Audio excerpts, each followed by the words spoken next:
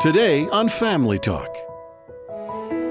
Hello, everyone. This is James Dobson, and you're listening to Family Talk, a division of James Dobson Family Institute. And I want to start today's program with a declarative statement. You may have noticed that life is not fair, and it can be very difficult. If you believe that it's supposed to be problem-free and you've gone through some very hard knocks with your life, you're likely to feel victimized and demoralized by society or even by God. It's a horrible feeling that can paralyze a person in their circumstances. And we're talking to some people today who are there. Some who have been through really difficult times, and they're clinically depressed and confused with life and angry at others who they perceive as being luckier than they, and they might blame God for their circumstances. I want to offer some hope to them and to all of us, because life is difficult. And it is not perfect, and it was never intended to be. And if you think it is, look at some of the heroes in the Bible, and they've gone through some very, very difficult things too, starting with Job. But I want you to meet a woman whom I met an hour ago. She is a delightful person, and she's had her share of difficulties, and the way she's dealt with it has been an inspiration to others. She's Rebekah Gregory, and she has written a book called Taking My Life Back: The Story of My Faith, Determination, and Surviving the Boston Marathon Bombing. That'll tell you where we're going today. Rebekah, I'm so glad to have you here. It is an absolute honor, Dr. Dobson, to be here. You know what I'm talking about, don't you? About I do. Tough times. Yes, I've had some tough times, I would say. Well, let's start by talking about the most difficult one. Take us back to April 15th, 2013, your birthday, as a matter of fact, yes. Wasn't it? When you were attending the Boston Marathon, and you were near the finish line. Mm-hmm. And tell us what happened. We remember it from the headlines in the news and on television, but you experienced it. Tell us about it. So it was a great weekend, actually. It was my first time ever in the city of Boston, my 26th birthday weekend. I had gone up there to watch a friend of ours run, and oftentimes I joke that people think I was automatically running in the Boston Marathon, and I'm like, no, I was on the sidelines eating chocolate-covered pretzels, wondering why anyone runs 26.2 miles. But I had also taken my son up with me, and he was 5 at the time, Noah, and we caught a Red Sox game. We toured the city, and we were all packed up ready to go back home to Texas as soon as that marathon concluded on Monday. And we started out the day at the 17-mile marker. We were tracking our runner with an app on our phones, and so we're there holding up our signs, and everybody's excited. So you weren't stable, you were moving. We were moving. We were wanting to see her actually finish the race, and so we were trying to keep up with her. And then what people don't tell you is that when you're watching someone else run a marathon, then you end up running the marathon with them to try to cheer them on. Yes. Yeah. Oh, yeah. And you were doing that. We were doing that. And I was also trying to keep my 5-year-old son occupied, because then I started to question, why in the world did I bring a kindergartner to a race of 500,000 people? Well, tell us what happened. Well, so we started at the 17-mile marker, and then one of our people in our group of about 9 said, hey, why don't we go down to the finish line and actually be able to see our runner cross? And so everyone thought it was a great idea, and we started making our way through the crowds and trying to push our way through the people. And during this time, Noah, my son, was getting really, really bored, and he starts tugging on my clothes and asking when we're going to leave. And I remember getting to our spot right there at the finish, and it was a great spot. We were right in the middle of the action. How'd you find it? I mean, everybody wants to be at the finish line. We pushed our way through. We got there. We were determined, and we were there. I mean, we could see everybody cross, and they just had these huge smiles on their faces. These are well, that's a big goal to run the Boston Marathon. And it was really cool to see that. But Noah just kept getting more and more bored. And he said, Mom, come on, do you have any toys for me to play with? I'm so bored, and tugging on my clothes. And I said, Noah, buddy, why don't you sit down on my feet and play in the rocks like you're a scientist? And there were no rocks. We were on asphalt. But to a 5-year-old, that was cool. And so Noah sat down on my feet with his back against my shins. And that's exactly where he was when a bomb in a backpack went off 3 feet behind us. 3 feet. Yes. And 260 were injured. Yes. What an incredible moment. How about yourself? It was unlike anything I've ever experienced, obviously, and something that I wouldn't wish upon my worst enemy. The hardest part of that day was not the physical, though. It was the emotional. It was everything that not only I saw, but my son saw as well. Everybody was screaming? Everyone was screaming. I could not move anything but my head. My bones were laying next to me on the sidewalk. My left leg was on fire. There were people's body parts all around us that weren't even attached to them. There were nails, BBs, ball bearings, everything that these brothers packed into these pressure cooker bombs. And it was a true war scene. They had run. One of them that was responsible for the final stage of the bomb ran, didn't he? He wanted to get a second bomb placed down. A second bomb? Yes. So there was one that we were at the first one, and then a couple 100 feet away from us was another backpack with a bomb in it. What happened? Explain what took place then. It was Paramedics came from everywhere. It was chaos. I mean, it was true chaos, and it did feel like we were in the war. I mean, the things that we saw are what you see when soldiers are overseas. And it was just the scariest moments of my life, and it was honestly the day that I thought that I was for sure going to die. You were terribly injured, though. I was, and a guy I remember, he tied a tourniquet around my leg, and some others lifted me onto a gurney, and I said a prayer. I said, God, if this is it, take me, but let me know that my son is okay. And right after that, I saw in my peripheral vision Noah being picked up by a police officer, and I could see that his leg was bleeding, but he was nowhere near as injured as I was. And then I thought I really was going to die, because God just gave me confirmation that Noah's okay. So now it's my turn. But it was really a way of allowing me to say, okay, now I need to take care of myself. And when I look back on that day, as horrible as it was, what I see are the first responders and the innocent bystanders that rushed in to save our lives, not knowing if a third or a fourth or a fifth bomb was getting ready to go off. And I see the people that were brave enough to put us on those gurneys and transfer us to the ambulance and hospital. And those are the reasons that I'm here. And these were not paramedics. These were bystanders. These were people that were just coming to help, people that, had just crossed the finish line or were standing at the tents. I mean, everyone rushed in to help save us. Did you see the people dying? Were they close enough to you? I saw everything, and there was, there's so many images that will be burned into my head forever of that day. But I saw angels too. And that's what I take away from it. With as horrible as that scene was, I see the angels that rushed in to help us. And then the bombing happened right after a drill the year before. So if it was in another city, they would not have been as equipped and prepared to handle it. And everyone that got off the street all made it to a hospital, and all are alive today, because all of the major trauma hospitals were within a half-mile radius of when it happened. Well, one of the victims, one of the ones who died, was a little boy, wasn't it? Mm-hmm. He was. As I recall. Yes. There was 2 ladies and then a police officer that died in the shootout, and then another police officer that died as a result of his injuries too. Rebekah, were you panicked? You said you thought you were going to die. Well, describe your reaction. I was panicked because I didn't know.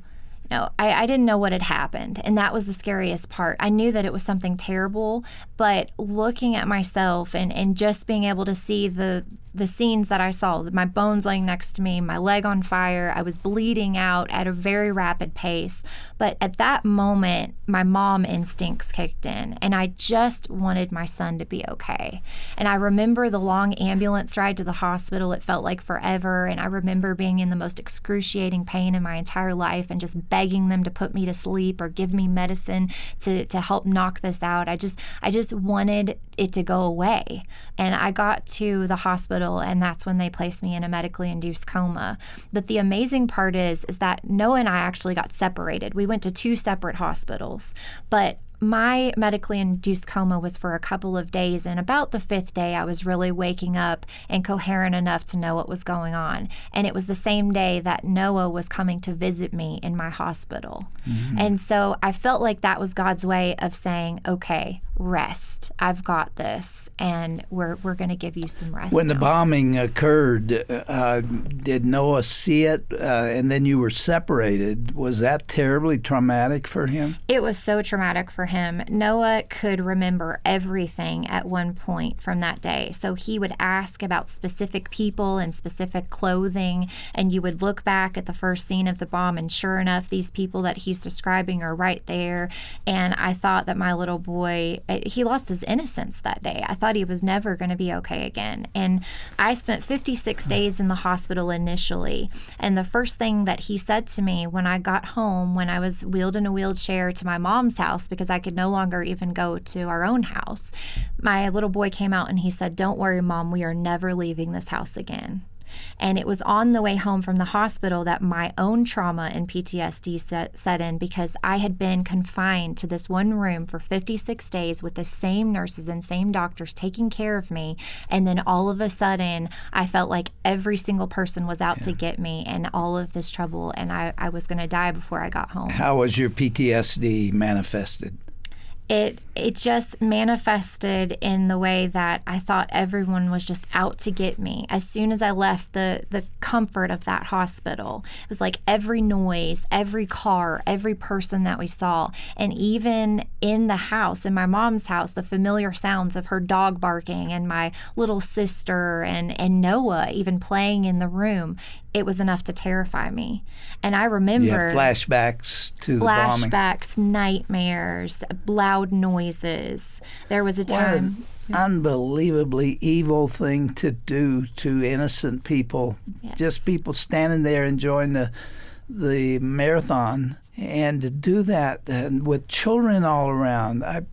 One of the men who did that is now dead, right? Mm-hmm. And the other one is... What's he doing? He's obviously in prison. He is, and he got the death penalty. I actually had to go back and testify in the trial of the remaining bomber, and that was one of the hardest things I've ever had to do. There's a big debate over the death penalty, and there are people out there who say that this is not a Christian response. Boy, when I see something like this, justice just calls out for it. Yes. I mean, that young man should not live. Yes. He should be executed, and he has a death sentence hanging over him, but it may not be for 20 years or longer. I'm with you because, I feel like we have free will, and when you do something that terrible, there's consequences to those actions. And I remember sitting in court, and he had absolutely no remorse on his face. He was leaning back in his chair, fiddling with his pencil, cracking jokes with his attorney. And I went back and I gave a victim impact statement. And the whole time I stared at him, I felt like I was staring at the face of the devil, because his eyes were just black. You couldn't see his soul. And when you talk to people, you feel their heart and you feel their compassion. And there was none of that. There was no remorse. There was no I'm sorry for anything that he's done. You feel anger toward him? I didn't feel angry until I went to the trial and I saw the lack of remorse, and then I saw the families of the victims that had to come in and rehash these terrible moments of their lives. And that was hard. It was hard, and people ask me about forgiveness, and as a Christian we're supposed to forgive. And I think that forgiveness is a process. And I think that I'm closer now than I was 6 years ago. But that man almost took my son from me. He did take my leg from me, and he changed the entire course of my life. But if I was to give in to that anger, and if I held that in my heart, then that would only mean that I couldn't move forward. So I try not to hold on to that resentment, and I try to do everything that I did before and even more, because I have a new appreciation for life now. You know, I may have a different take on an angry response to something like that. I'm not sure that the scriptures support those who say, having gone through that, you can get to the point where you don't feel upset or anger toward people. Right. I don't think that is right. You can control what you do with the way you feel, but feelings are neither right or wrong. They just are. Right. You can't help what you feel. Yes. But you can forgive and sometimes not forget. Yes. You have not forgotten, have you? I haven't. I think it's unreasonable for people to say you should be able to get so far beyond that you don't feel what you went through or what these men have done to you. It's still with me every day. Every day I wake up and I either reach for a wheelchair or I reach for a prosthetic leg as a result of what happened that day. I still have hundreds of pieces of metal and shrapnel in my body that I'm still continuing to go through surgeries for. I've had 68 operations. 68 Yes. operations. And I lost my leg below the knee. And they tried to save your leg for a while, didn't they? They did. For a year and a half, I went through constant surgeries and tried to do limb salvage. And I'm really appreciative of that time, just because when you can do nothing and you're so broken, I feel like that's when God really just comes into your life and makes you whole and gives you peace. As weird as that may sound. Like for me, I went from a night where I wanted to die. I just called out to the Lord and I said, why in the world did you spare me? How far into the process were you? It was a couple days after I came home from the hospital, that initial stay. The PTSD had set in, the trauma had set in, and I was just like, why? Why am I spared from this? Like, what could I possibly have, or what could you possibly have in store for me? What is the purpose? And right around that time was when my son Noah came running into the room and just cuddled up with me on the bed that I was laying on, and he said, you know what, Mom? We're good, right? We're going to get through this. And I'm like, okay, Lord. What a gift. Okay, Lord. Yes. And he's done that for me so many different times in the last 6 years. Whenever I start to doubt myself, whenever I start to feel sorry for something, I look at my little boy and I'm like, I have nothing to feel sorry for. If I had to lose my leg and still have surgeries ongoing for the rest of my life, if it meant saving him, just being that shield, even though I know I didn't do it, God is obviously the one in charge of that, but I would do it tomorrow and the next day and the next day. What led you to write this book? It's called Taking My Life Back. What a great title. And the subtitle I like also, My Story of Faith, Determination, and Surviving the Boston Marathon Bombing. There's a resiliency in that title. Is it really true? Have you taken your life back? I feel like I take my life back every single day. I decide to not give up and continue to pick up the pieces and continue to know that God is in control of it all. You know, the majority of people, I say, are not going to get blown up by a bomb at a marathon, but every single person has life blow up in their face. And my life has been a series of different traumas. That is so good. I'd like you to say it again. Sure. The majority of people will never get blown up by a bomb at a marathon, but every single person has life blow up in their face. And I've had traumas ever since I can remember. It started out with an abusive dad who was supposed to be an evangelist and traveled all over the world preaching God's love and came home and beat me and my mom. And then it continued on through my teen years. I got into a really terrible car accident that should have taken my life. 6 months before Boston, I actually got held up in a Walmart parking lot and robbed at gunpoint. And so for me, writing this book meant being vulnerable and exposing the toughest parts of my life so that maybe someone else that's going through their own stuff can resonate, and maybe they can get through something and cling to God like I did. Because there's been so many times in my life where I go my own way and I'm on my own path. And for instance, I had a baby at 20 years old. But when I decided that I was going to give it all to God, everything, and not go my own way anymore, it was just my life transformed. And so He has been there for you through the tough times. He's always there. I think it's really easy to look back on right before I left for Boston. I was swamped at work. I had a quota to meet. I almost canceled my trip at least 5 times. I pulled out my phone that night when I was still sitting at work at 10:30 and I was getting ready to leave the next morning at 6 a.m. And I pulled out my phone and I almost canceled. And so that's hard not to think about. Like, what would my life look like had I not gone on that trip, had I not been at the Boston Marathon? But everything that's happened since, I look at it and I've reconnected with my amazing husband. I had my beautiful daughter, as scary as her birth was too. We've created a foundation for children and families that have gone through their own trauma based on those days where we were so scared, we didn't know what to do, that I was just frantically Googling how to help my son, how to help me, what therapies we needed. And through that research and that constant just wanting to know more, we realized the need and for childhood trauma advocacy and the need to be a solution. And I feel like God has led us up to this point. Well, one thing sure, you wouldn't be sitting here right now if this That's hadn't for happened. sure. And you have an opportunity to talk to many people who need to hear what you have to say. Your title of your book here says, "You're not going to give up on life." That the Lord is in control and you're going on with your life. Yes. I like that. That needs to be said. Well, for 26 years, I expected to get out of bed and put 2 feet on the ground. And when I couldn't do that anymore, when I could no longer put 2 feet on the ground, my entire life changed. And not just physically, but emotionally. And it really made me appreciate just being able to get out of the bed at all. And my kids, being able to love on them, and my husband. I mean, life is beautiful, but we have to decide that we're going to count our blessings and not count our problems. Well, that's a very courageous statement in itself, and I want to talk to you another day because this isn't the only trauma you've gone through. You had a really tough childhood.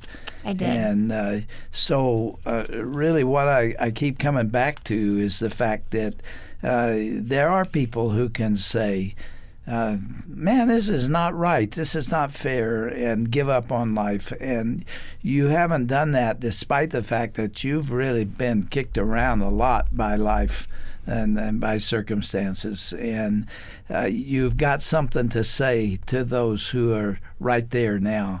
And the title of your book is Taking My Life Back, My Story of Faith and Determination. You still have a faith? You're still dependent on the Lord? My faith is stronger than ever. And I walk with the Lord. I try to walk with the Lord every single day because He directs my steps. He directs my path now. Do you resent having to put on that prosthesis in the morning? As much as I would love to just throw it across the room and never look at it again, I nicknamed my leg, by the way. Her name is Felicia. And I wrapped her up in a baby blanket when I first got my prosthetic, and she was like a new member of our family. But I'm not resentful because it's a daily reminder of how short my life is. And so every day I am reminded that I almost lost my life for good. And my husband always gets kind of like, oh, Beck. But I say, if we're not laying on the pavement fighting for our life, then it's a good day. So if he's fussing at traffic or if he gets his feathers a little ruffled, I say, no, babe, we're not on the pavement today. And he's like, Beck, can you just let me have my moment, please? Rebekah, how can people get in touch with you if they want you to come speak or participate in some way? How can they reach you? They can reach me through my website at RebekahMGregory.com and then also RebekahsAngels.org. Thank you for being with us today. We're talking to Rebekah Gregory, And I want to get back into your childhood because there's some things there we need to talk about as well. You're a strong woman. Thanks for being with us today. Thank you so much.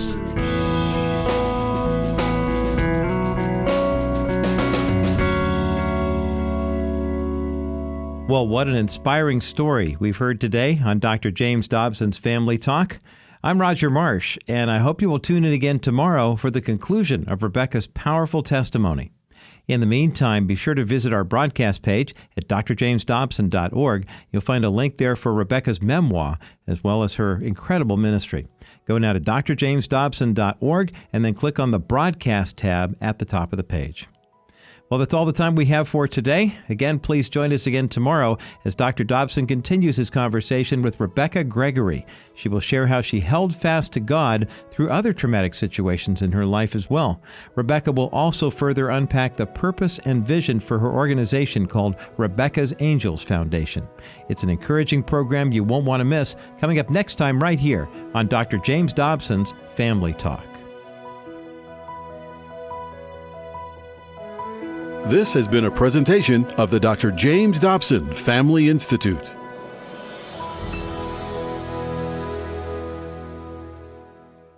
Hi, everyone. This is Dr. Tim Clinton, Executive Director of the James Dobson Family Institute. Our ministry here exists to honor the Lord through ministering to today's families and marriages all over the world.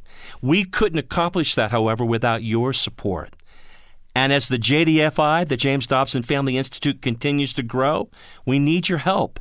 Visit us, will you do that, at drjamesdobson.org, or call us toll-free at 877-732-6825. Stand with us and fight for righteousness and culture.